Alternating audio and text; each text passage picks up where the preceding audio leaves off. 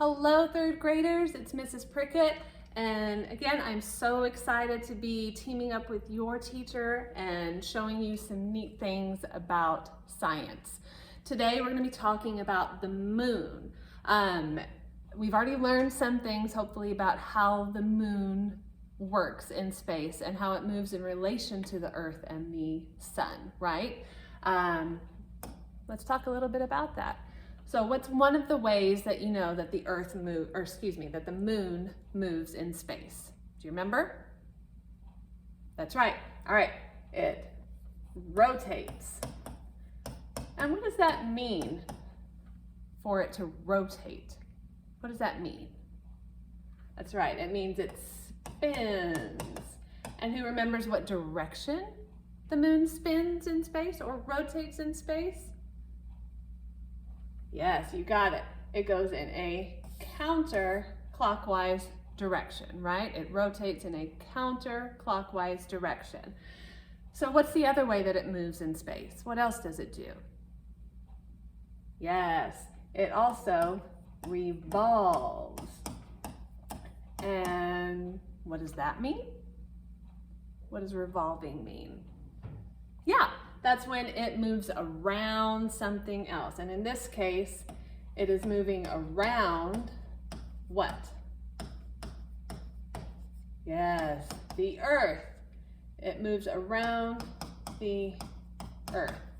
And what direction does it move around the Earth? What direction does it revolve?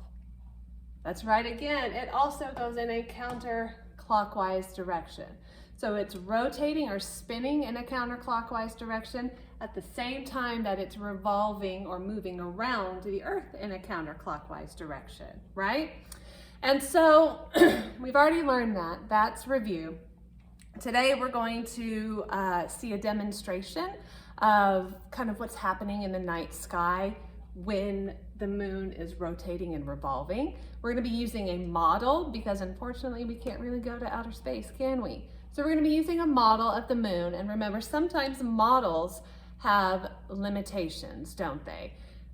They're just not 100% accurate, right? So the model that we're going to be using today in the demonstration is this. This is going to be the model of our moon.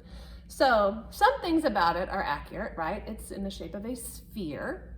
It's got a bumpy surface, right? So that's kind of accurate.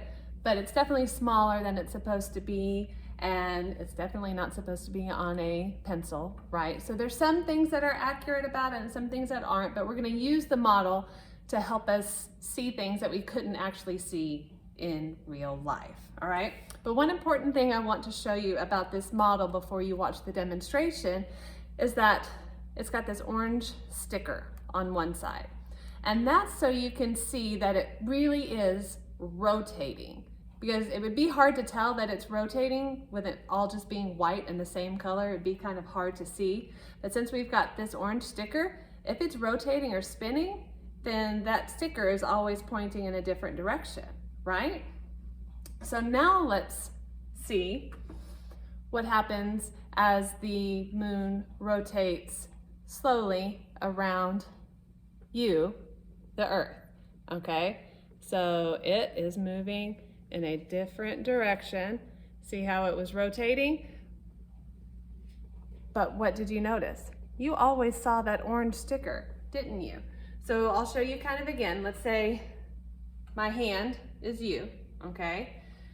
The moon is facing you. The orange sticker is facing you. But as it's revolving around, it's rotating. So that orange sticker is now facing this direction.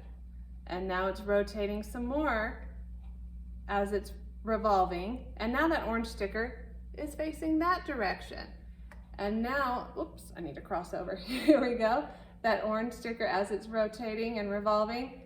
Now that orange sticker is facing that direction as it revolves. So I know it's kind of tricky, but it just shows you that as it's revolving, it's also rotating because that orange sticker is always pointing a different direction. But you here on Earth, you are always seeing that orange sticker, which is why we only see one side of the moon. So I know it's a little confusing, But that's why you're gonna watch that video demonstration here in just a minute, and it'll clear things up. And another thing that that video demonstration is gonna show you is why the moon looks like it's changing shape in the night sky. It doesn't actually change, right? That would be magic to have the moon, part of it disappear and go away and then part of it come back every month. It's not magic, y'all, it's science. And so that video that you're gonna watch is going to explain why that happens as the moon rotates and revolves around the Earth, okay? So, a couple of things to remember and keep in mind. The moon rotates or spins in a counterclockwise direction while it's revolving also in a counterclockwise direction around the Earth. And remember, it takes about a month to do that, or about 28 days, right? And it takes the same amount of time for it to rotate once as it does to revolve once. So think about those things as you watch the demonstration video. Okay, so this is what we call the full moon. You can see the full surface of the moon being lit by the sun's rays. And now the moon is going to rotate slowly as it revolves. And we know that it's rotating because I can still see that orange sticker facing towards me. And now this is what we call our half moon, because only half of the surface of the moon is lit by the sun's rays. This part is in darkness. And now as the moon rotates slowly and continues to revolve, this is what we call the new moon. The side of the moon that is getting the sun's light, we can't see. So we're only seeing the dark side of the moon. So we call that new moon. Then the Earth, or the moon, is going to continue to rotate and revolve. And we know that it's rotating because we can still see that same orange sticker pointing towards us. And this time we have another half moon, but it's the opposite side of the moon that is getting the sun's light. And then as the moon rotates and revolves one last time, we have a complete month and we are back to our full moon.